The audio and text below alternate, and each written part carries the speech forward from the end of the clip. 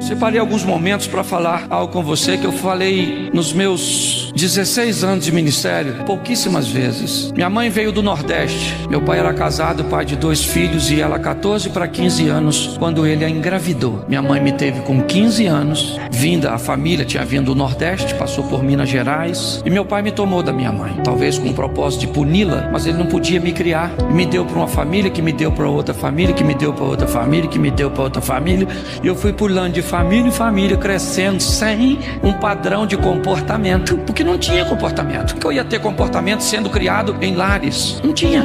E eu fui crescendo nesse ambiente, onde meus amigos tinham pais, tinham mães, onde tinham comida na mão e eu arrumava a minha. Me tornei adolescente, eu ia chamar os meus amigos para sair, e a mãe dele dizia: você só sai depois que jantar. E eu tinha que preparar minha janta. Mãe, passa minha roupa. E muitas vezes eu saía sem passar, porque minha casa não tinha energia. Eu olhava os outros e me perguntava por quê? Por quê, Senhor? No colégio, ninguém nunca foi uma reunião. As minhas provas eram entregues nas minhas mãos. Depois de um tempo, um dos lugares que eu fui morar foi com meu irmão. Ele já é falecido, e ele tinha um bom emprego, me colocou num colégio católico, o melhor colégio na época do local que eu estudava, pagava uma condução para me levar. E eu aprendi que uma das coisas mais abençoadas era o uniforme. O uniforme era um negócio muito legal, porque ele nivelava todo mundo. Quando nós estávamos de uniforme, ninguém sabia quem era rico, quem era pobre, mas havia as festas na escola. E durante aquelas festas, eu queria ir. Eu era um adolescente já para jovem, eu queria participar daquilo, mas lá me doía mais ir do que não ir. Os meninos que estudavam comigo chegavam em carros importados, calçando tênis de marca, as meninas sempre muito bem arrumadas, e eu usava o mesmo quichute que ia para a aula, eu ia para as festas. Uma camisa que não tinha marca, um sapato que furava e a gente colocava papelão. E eu cresci nesse ambiente, fui vender drogas, não me tornei um traficante, era uma coisa mais para ganhar um dinheirinho para conseguir, era uma outra época. Mas eu olhei aquilo, e morando na casa de minha tia, não se escandalize com o que eu vou falar, eu encontrei um livro quase dessa cor, que havia sido deixado lá por um grupo dos Testemunhas de Jeová. Nesse livro dizia: toda a escritura inspirada por Deus é proveitosa. Um livro direcionado ao público infanto-juvenil, onde algumas fotos ilustrando desde a criação, começava com aquela árvore com a maçã, o Adão e a Eva, e terminava com João na ilha de Pátimos. Provavelmente eu encontrei esse livro limpando a casa, porque era uma das minhas tarefas nesse lar.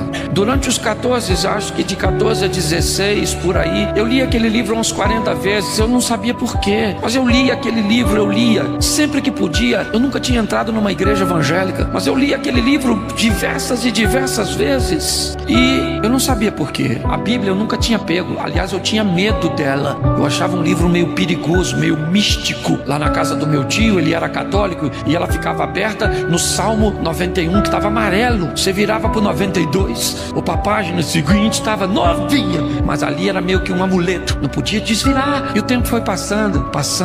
Eu conheci uma moça que tinha problemas espirituais. Ela era desviada, e meu tio que me criou, esse mesmo da Bíblia, chamou essa moça uma vez e disse: menina, arruma um menino bom, que tem futuro, porque esse menino não vai a lugar nenhum. Esse garoto é um irresponsável. O pai dele, eu crio ele e gosto, e meu tio me amava, mas ele sabia, ele não falou nada de errado a meu respeito, ele falou apenas o que era verdade. Esse menino não tem futuro. As meninas que eu queria namorar, ninguém. Um menino de quichute, calça azul. Eu fui dar meu primeiro beijo com 17 anos, pensa nisso, feio. Não melhorei não, mas era pior. Pois bem, aqueles problemas espirituais daquela moça me aproximou do evangelho. Ela tinha problemas espirituais sérios, e eu então acabei me convertendo numa segunda-feira. Falei: Senhor, eu não sei se o Senhor existe, essa menina fica endemoniada aí, e se o demônio existe, que eu tô vendo ele, o Senhor também deve existir ainda, que eu não tô vendo. Mas se o Senhor puder tirar ele dela, dá uma força aí, porque ele pegava ela e queria me matar. Então eu precisava de uma segurança. E ela ficou livre naquele dia. Eu levantei minha mão e recebi Jesus como Senhor e Salvador da minha vida. Aí um rapaz me levou para a escola bíblica, e ele falava Noé. Eu sabia quem era Noé, sabia os filhos, sabia o tamanho da arca, eu sabia tudo. Ele falava Daniel, eu sabia. Ele falava Moisés, eu sabia. Ele falou assim: você é desviado. Eu falei: não, nunca fui crente não. Já leu a Bíblia quantas vezes? Eu falei: rapaz, eu nem peguei na Bíblia até hoje. Ele falou: como é que você sabe essa história bíblica? Assim, eu falei: não, Eu li um livro lá, nem falei com medo do preconceito. E ele falou assim, pois é, o restante da história que você leu nesse livro tá na Bíblia. Começa a ler, olha o restante aqui no livro de Daniel, olha o restante aqui no... Aí eu fui, né? Aí eu mergulhei. Eu li a Bíblia de dia e de noite, eu pregava pra mim mesmo, eu pregava no espelho, eu pregava dentro do carro, eu conversava comigo. E aí eu fui tomando gosto. E as pessoas começaram a falar, Cláudio, você tá falando de um jeito esquisito, você tá se comportando diferente, uma vida difícil, vendi o almoço pra comprar janta. Minha família andava na boleia de uma Fiorino branca emprestada. Que beleza. O tempo passou. Aí Mazinho, chama de fogo, chama viva, não é isso? Mazinho conhece a história um pouco, porque o grupo ia lá na igreja que eu me converti, lá do Marcos Melquisedeque, Santa Cruz da Serra. E um dos seus companheiros, eu não vou lembrar quem é, Gilberto, orando, ele falou assim, eu vejo você com a mala na mão, viajando pra tudo quanto é lugar. Eu falei, e ele ainda falou que era de avião. Eu falei, avião? Eu nunca andei de avião, eu tenho medo de altura, passar de avião, tem que vender um rim naquela época pra comprar. Isso vai... Avião. Confesso, eu sei que eu não acreditei muito não. E menos ainda quem escutou as profecias. Falei, avião. Fui embora com aquele avião assim na cabeça. Menino. Me botaram pra pregar no galinheiro. A classe da escola bíblica dominical era no galinheiro, tu acredita? Naquele terreno em frente à igreja. E aí eu comecei a fazer humor, porque as paredes eram de tela. O jovem ficava olhando pro lado de fora. Era só uma parede de alvenaria. Então eu encostei na parede de alvenaria, eu encenava, eu levava o skate. Uma vez fui pregar sobre José, levei o skate. O skate? Olha lá, o skate. O skatista só anda pra frente, sabe cair, tem equilíbrio, gosta de obstáculo. Eu falei, abra sua Bíblia em Gênesis 37, que eu vou falar do José. Um homem equilibrado, e andava pra frente, gostava de obstáculo. Me vestia. E o negócio não foi indo, menino. Foi indo. Casei, virei professor da escola bíblica. Mó barato. Duro que nem um coco. Pensa. Nossa, eu lembro que eu fiz um consórcio pra comprar uma televisão, sabe? Pois bem, o tempo foi passando, Deus foi abrindo as portas, foi me abençoando, o pessoal começou a gostar de mim. Não é que eu pregava bem não, é a graça de Deus. Você vê num congresso como esse, tanta gente boa, vem eu pra pregar. Elcio de Assis, o Landital, e quem? O Cláudio Duarte. Mas Deus falou, gostei de você, menino, gostei. Você é o improvável. Por isso que eu não me encanto. Às vezes as pessoas, pastor, o que o senhor, assim, como é que o senhor lida com sucesso? Eu falo, que sucesso? Eu sou um Zé Ruela, um Zé Rosquinha, um Zé Mané. Eu sou pouco mais que o jumentinho que entrou. Tudo que eu tenho é dele, tudo que eu vivo é por ele. Você consegue entender? A minha história foi mudando, eu continuo morando em Xerém. Moro em Xerém, não mudei, um Alphaville. E diga-se de passagem, posso, mas é o maior barato. Eu passo em Xerém hoje, na minha Land Rover. E a mãe daquela mulher que não deixava eu namorar as filhas dela, mora lá. Aí eu passo, sim, não é com maldade não. Abro o vidro e digo pra ela, ô minha irmã, graça e paz. E aponto pro meu mulherão, minha mulher, 26 anos de casada.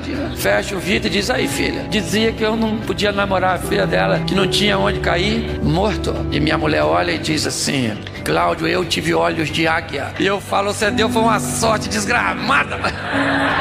Escute só, pra quê que Deus fez tudo isso? Pra quê? Pra que Ele mudou a minha história? Hoje eu posso ajudar minha mãe, ajudar o meu pai. Tem uma igreja maravilhosa em Xerém, uma igreja estilo americana que Deus colocou no meu coração, num lugarejo pequenininho. Tá lá, porque a única coisa que eu quero é cumprir o propósito que Deus tem pra mim. Ninguém acreditava em mim, ninguém achava que eu ia. Às vezes, mas eu tô nos aeroportos, e não apenas no Brasil, sabe? Seja África, Europa. Tô falando isso pra, o Cláudio tá querendo, não precisa disso. Eu tô dizendo pra você, onde aquele menino que comia inhame chinês na beira do rio, filho de um homem sem juízo, de uma menina despreparada, aquele menino que tinha tudo pra ser traumatizado. No dia que eu me converti, eu abri a Bíblia e sabe o texto que Deus falou comigo? O Salmo 27, verso 10. Ainda que teu pai e a tua mãe te abandonem, eu jamais te abandonarei. Pra que serve a transformação que Ele fez na sua vida? Pra você querer se parecer com seus amigos da faculdade ou pra se parecer com Jesus? Que serve o que Ele fez por você? É isso que eu queria que você refletisse. Hoje eu olho pra minha história e digo, Senhor, eu não mereço. O Senhor é bom demais. Essa noite, ela vai marcar a sua história. Tem gente que pensa coisas a seu respeito e elas vão ter que engolir o que disseram a seu respeito, porque Deus disse coisas a seu respeito muito diferentes do que elas pensam. Deus disse coisas a respeito da sua família, do seu casamento, muito diferentes